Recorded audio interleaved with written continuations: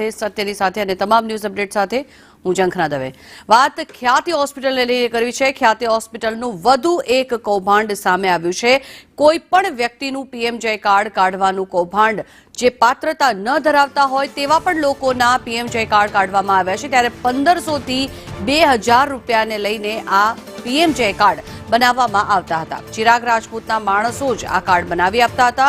ત્યારે આઉટસોર્સિંગથી કામ કરતા 4 જેટલા કર્મચારીઓની પણ ધરપકડ કરી લેવામાં આવી છે। એક બાદ એક આ પ્રકારના કૌભાંડ સામે આવી રહ્યા છે। માત્ર ને માત્ર 1500 થી 2000 રૂપિયામાં જો આપવામાં આવે તો પાત્રતા ન હોય તેવા લોકોને પણ આવા પીએમજયના બોગસ કાર્ડ કાઢી આપવામાં આવતા હતા અને ત્યારબાદ તેવા જ લોકોનો ઉપયોગ કરવામાં આવતો હતો અને સરકાર પાસેથી નાણાંની ઠગાઈ કરવાનો આ સમગ્ર કૌભાંડ સામે આવ્યું છે। ત્યારે પીએમજયના આ બોગસ કાર્ડ બનાવતી સમગ્ર ગેંગને ઝડપી પાડવામાં આવી છે। કાર્ડ બન્યા બાદ 15 થી 20 મિનિટમાં આ સમગ્ર જે મામલો છે તે સામે આવ્યો છે। ખ્યાતિ હોસ્પિટલનું વધુ એક કૌભાંડ સામે આવ્યું છે। ત્યારે કોઈ પણ વ્યક્તિનું પીએમજય કાર્ડ કાઢી આપવામાં આવતું હતું જો જેની પાત્રતા ન હોય તેવા લોકોના પણ પીએમજય કાર્ડ કાઢી આપવામાં આવતા હતા।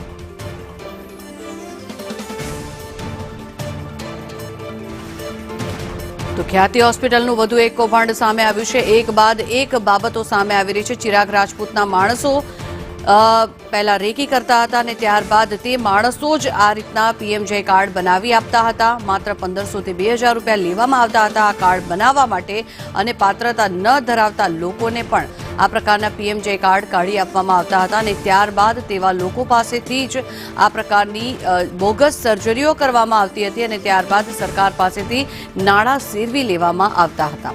ત્યારે મહત્વનું છે કે આ સમગ્ર કૌભાંડ સામે આવ્યું છે। એક બાદ એક આ જે સમગ્ર કૌભાંડ છે તેની પાછળ છુપાયેલા ચહેરાઓ પણ એક બાદ એક સામે આવી રહ્યા છે। સરકાર દ્વારા પણ હવે લાલ આંખ કરવામાં આવી રહી છે અને એક બાદ એક જે લોકો સામે આવી રહ્યા છે તે લોકોની ધરપકડ કરવામાં આવી રહી છે।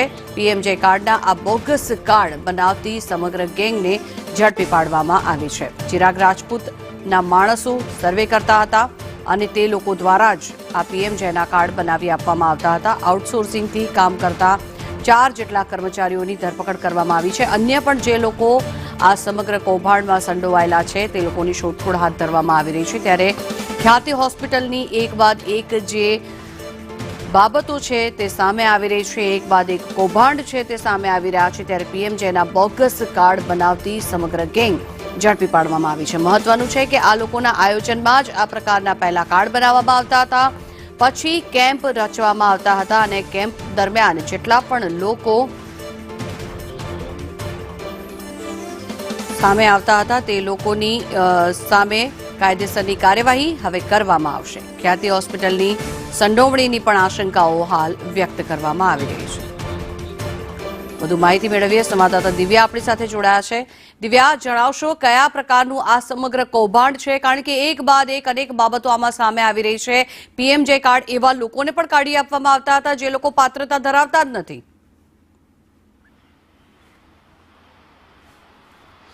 ઝંખના જીભડા જ અહીંયા તો વાળ ગળતી હોય તેમ કહીએ તો કોઈ નવાઈ નથી, કારણ કે ખ્યાતિ હોસ્પિટલમાં નીત નવા ખુલાસાનો કોઈ હવે રેકોર્ડ બ્રેક થઈ રહ્યા છે। કારણ કે જ્યારે પણ જુઓ જેમ દિવસો વીતે છે તેમ રોજ નવા એક ખુલાસા થાય છે। પીએમજેવાય કાર્ડ જેને મળવા પાત્ર નથી તેવા લોકોને પણ આ કાર્ડ છે તે આપવામાં આવતા હતા તે વાત છે તે સામે આવી છે। તે બાબતનો ખુલાસો પણ કરવામાં આવ્યો છે। સાથે જ ક્રાઇમ બ્રાન્ચની જે તપાસનો ધમધમાટ શરૂ કર્યો છે જેમાં પીએમજેવાય કાર્ડ બનાવવા માટેની ફરિયાદને લઈને મોટો જે ખુલાસો થયો કે સીઈઓ ચિરાગ રાજપૂત તેની ટોળકીઓ પાસે રહીને જ કાર્ડ બનાવવામાં આવતા હતા। એક કાર્ડ બનાવવા માટે 1500 થી 2000 લેવામાં આવતા હતા અને આ જ પીએમજેવાય કાર્ડ બનાવવાનું કૌભાંડ છે જે ખ્યાતિ હોસ્પિટલની અંદર જ કરવામાં આવતું હતું અને ખ્યાતિ હોસ્પિટલના રિસેપ્શનિસ્ટ પાસે જ આ આયુષ્યમાન ભારત પીએમજેવાય યોજના હેલ્પ ડેસ્ક પણ અહીંયા તૈયાર કરવામાં આવ્યું હતું। એટલે કે આખું કૌભાંડ છે ખોટા હૃદય ચીરવાથી લઈને